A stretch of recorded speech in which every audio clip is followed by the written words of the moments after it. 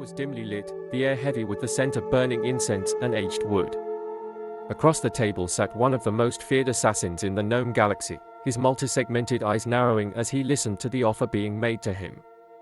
The client, a well-dressed merchant from the thriving trade hubs of the Orion sector, leaned forward and spoke in hushed tones. "I need you to eliminate a human." The assassin's mandibles clicked in irritation.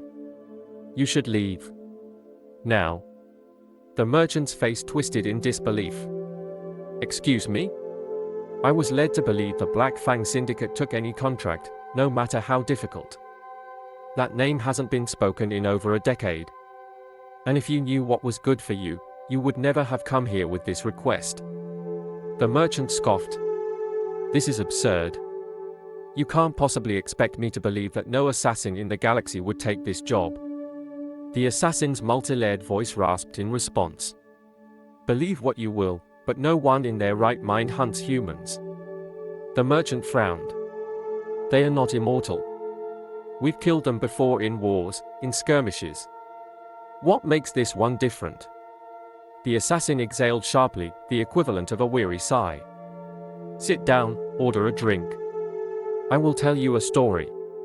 When I am finished, you will never ask anyone to kill a human again." A drink was ordered. The assassin took a slow sip before speaking.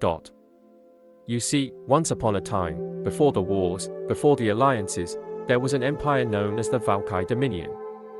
Ruthless. Powerful. Unstoppable.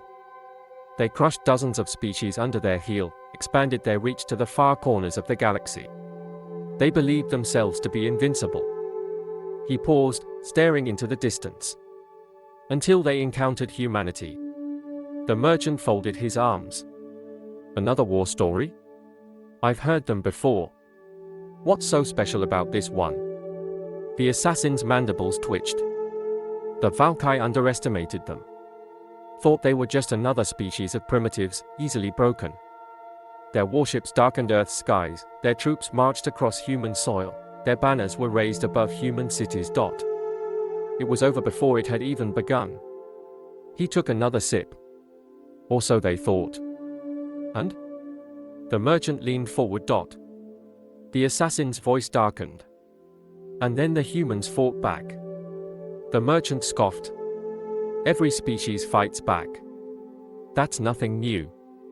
Not like this. Most conquered races fall into despair, into submission. Some attempt uprisings, but those are easily crushed. Humans? No, they waited. For years, they waited. They learned. They adapted. They spread. At first, it was small, a single missing patrol here, a sudden explosion there. The Valkyrie believed these were mere anomalies, insignificant in the grand scheme of things. But the humans, they were not fighting like any other species. They fought like predators." The assassin set his drink down with a thud. "They turned every aspect of their society into a weapon.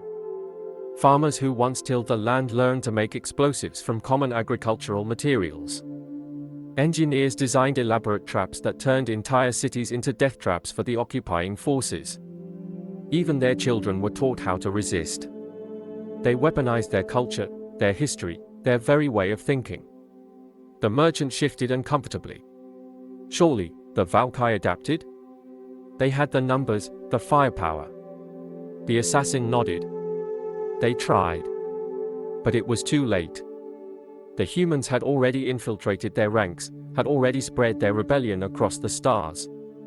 Entire Valkyrie fleets were turned against each other by misinformation. Supply lines vanished overnight. Colonies revolted, inspired by human resilience. The Valkyrie tried to retaliate, but every act of brutality only strengthened the humans' resolve. The harder they struck, the more fiercely humanity fought back." "Then what happened?" the merchant whispered, enraptured by the tale. "The Valkyrie fell. Not in a grand battle, not in a dramatic final stand, but in a slow, creeping death. Their infrastructure collapsed, their leaders were overthrown, their forces scattered into the void. And when the dust settled, the humans remained, stronger than before." The assassin leaned forward. "You see, merchant, killing a human is not just about ending a life. It is about invoking a force you cannot hope to control. For every human you kill, another rises in their place, angrier, smarter, more determined.